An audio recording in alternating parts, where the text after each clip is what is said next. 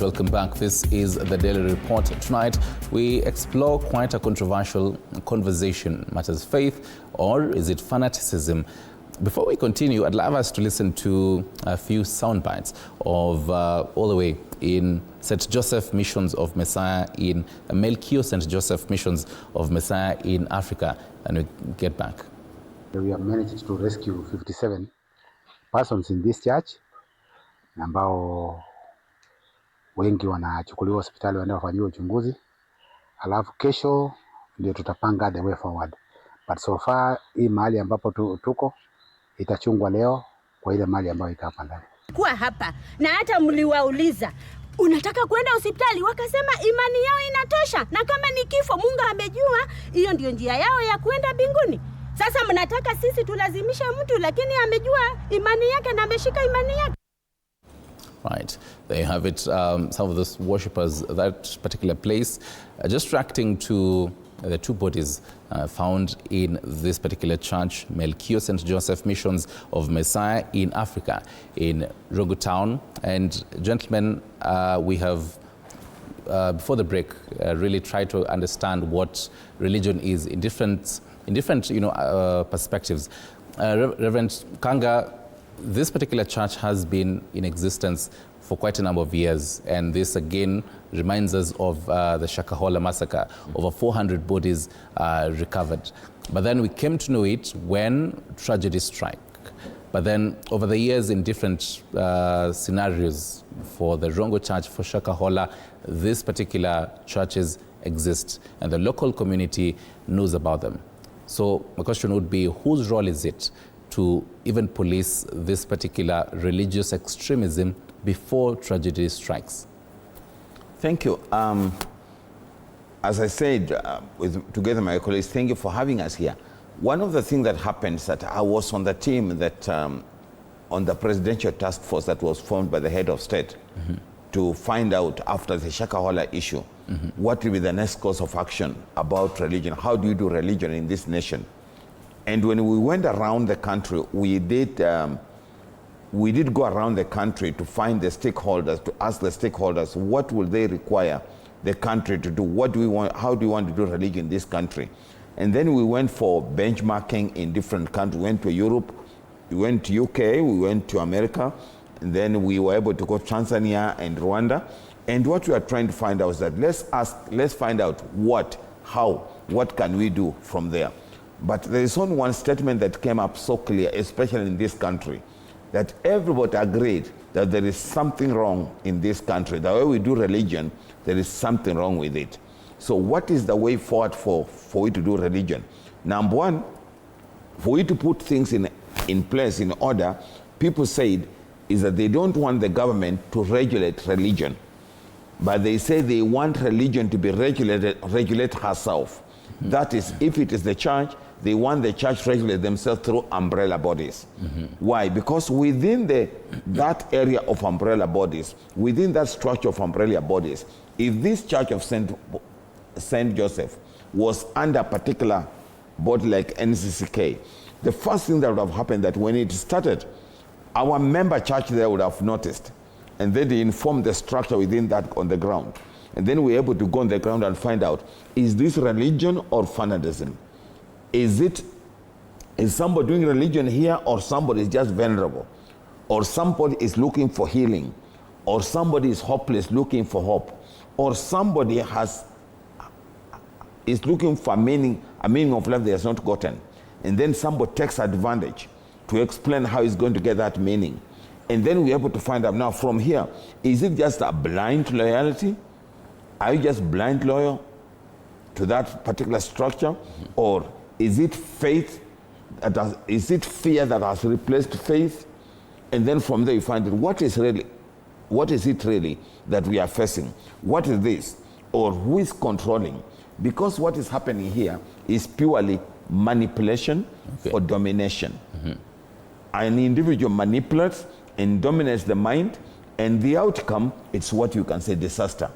So what do we need to do? We need to define it carefully, okay? Spirituality has been taken too far, and so it is fanaticism.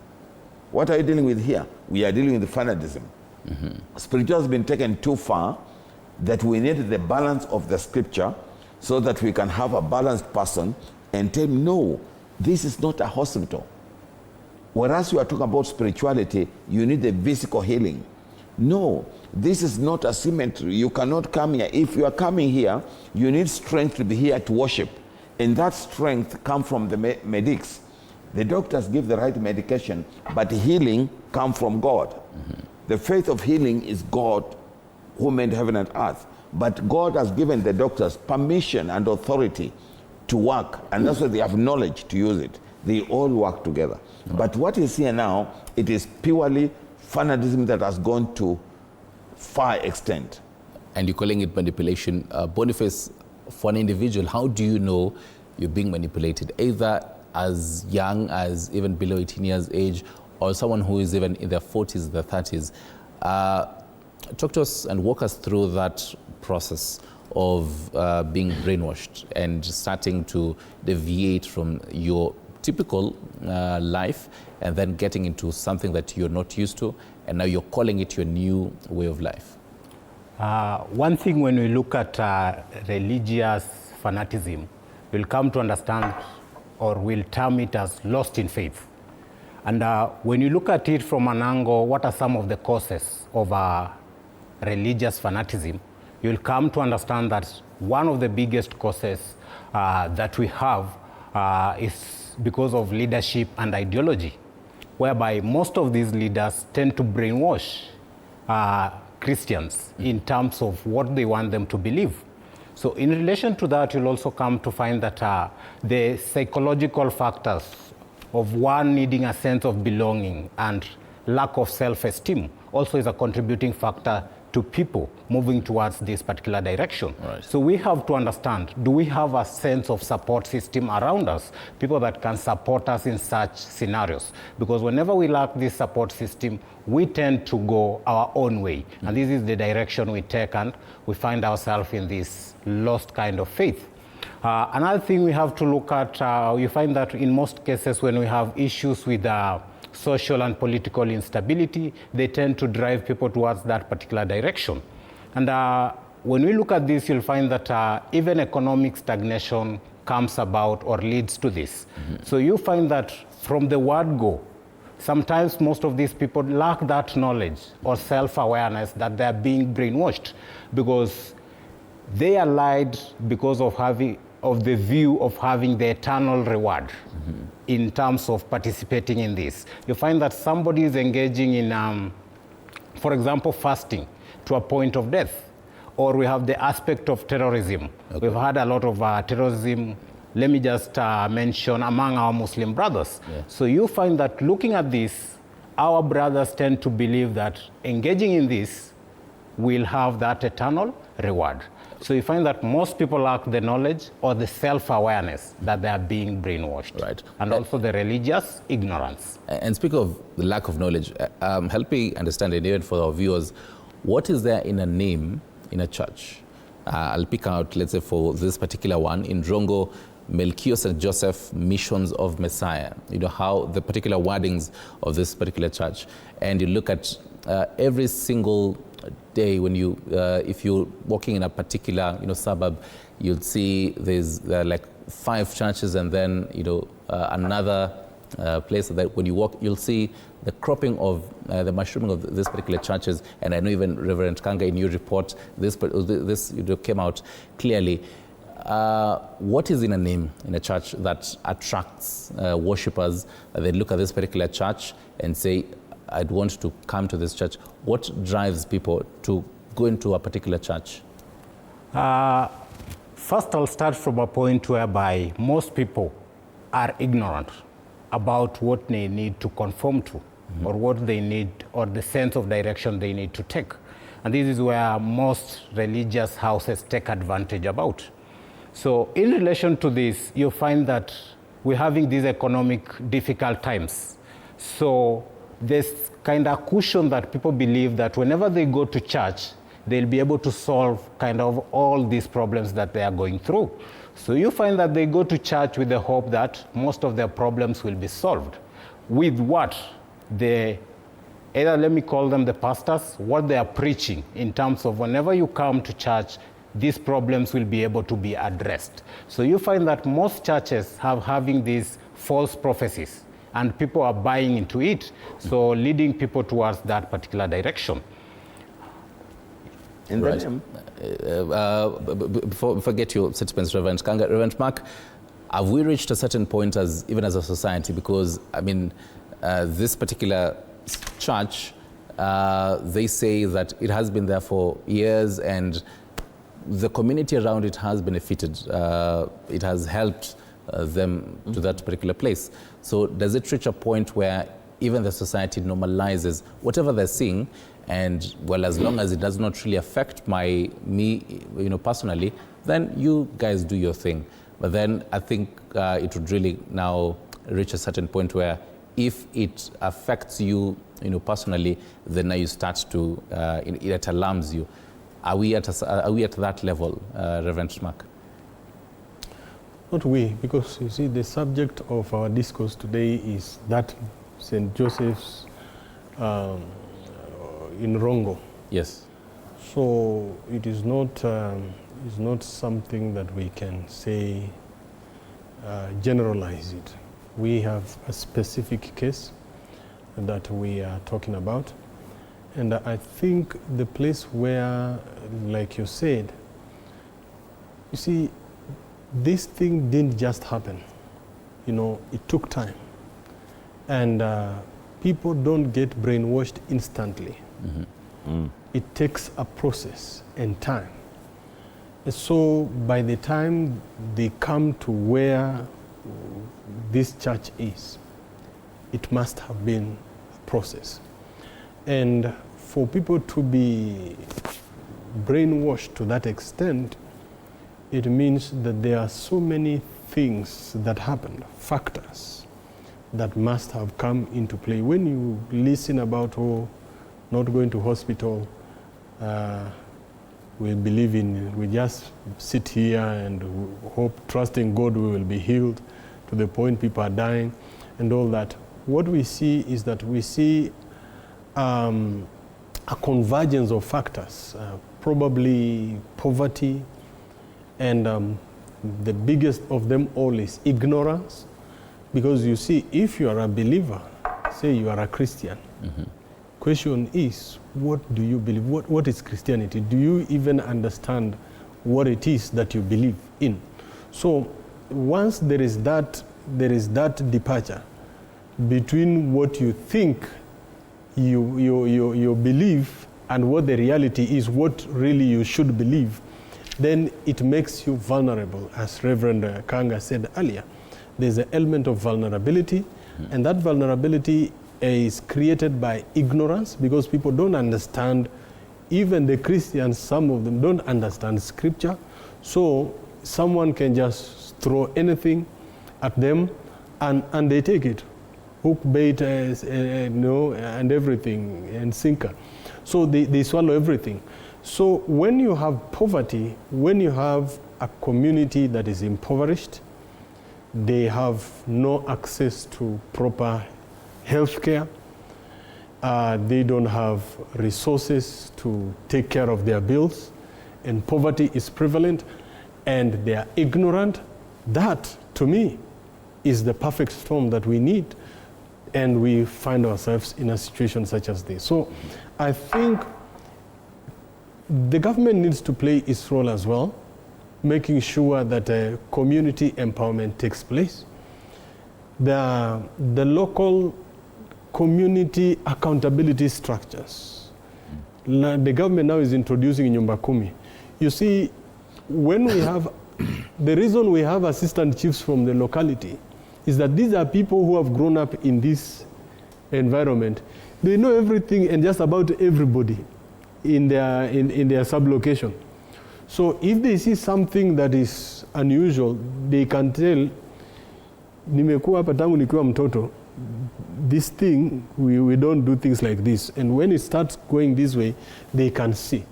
And so there's a way, even those members of those congregations are members of that administrative unit.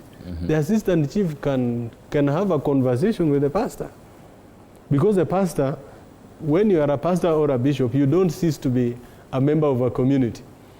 So you don't begin isolating. So we should discourage the issue of isolation, because what happened here is, by the time people die, there must have been an element of isolation. So people saying, hey, mama menda maombi, but the man cannot follow his wife to church to find out, maombi, these prayers that my wife has gone in there and they are locked in church the whole week. What is going on? My relative has been taken to hospital. They have been taken to church. They were very sick instead of hospital. Now they are there 3-4 days. And Reverend Mark, that raises the whole question, issue that Kanga had raised on the regulation of churches. For you, do you think the churches regulating themselves and having this umbrella, as he says, is it working?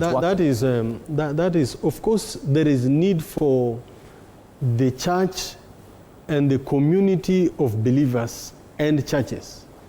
Because as a reverend, as a man of God, I have other servants of God, bishops, reverends, people whom I interact with, that form part of my accountability structures.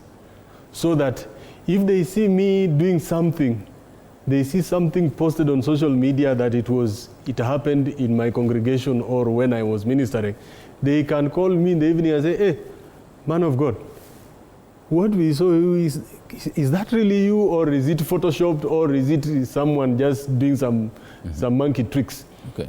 And if they notice something wrong, they will call me to order. That is, self-regulation is actually where the community of believers hold each other to account. Even in the scripture, when you look at the scripture, in the formative stages of the church, when Peter and the rest were doing their thing, Paul went elsewhere, and when they returned to Jerusalem, they had a council meeting. Paul says, Peter, what you are doing is wrong. You are with these brethren there, now you are coming here, you are pretending you don't know this. So there's a sense in which the ministers held each other to account, right, and they said, Ndogo, what you are doing is wrong, right, and that's wrong. So I think that is what is required. Right. Gentlemen, just a reminder, we are getting into the last stretch of minutes, I think about 4 minutes. So I'd really like us to utilize this particular minutes to get solutions. Reverend Kanga, even as you chiming on this, on what they were saying, have we forgotten the Shakahola massacre, and are we seeing a resurgence of such? The Shakahola massacre was just a wake-up call to all of us. But we cannot say we have forgotten, because what we did all that we were signed by the head of state to do. Yes, yes. We produced a bill, and now we handed over that report to him. Now the rest is the appointing authority. Now he'll tell us the next course of action. Okay. But where we are now, it needs an urgent action. Okay. But I want us again to go back and answer what's there in a name. These people survive very well with these names, because a name gives you an identity. A name tries to manipulate your mind to tell you what you are not. And when we isolate you, we make sure your mother is away, your community is away, and you are just there. Then you are being called a son of heaven. Then you see as if you belong to heaven.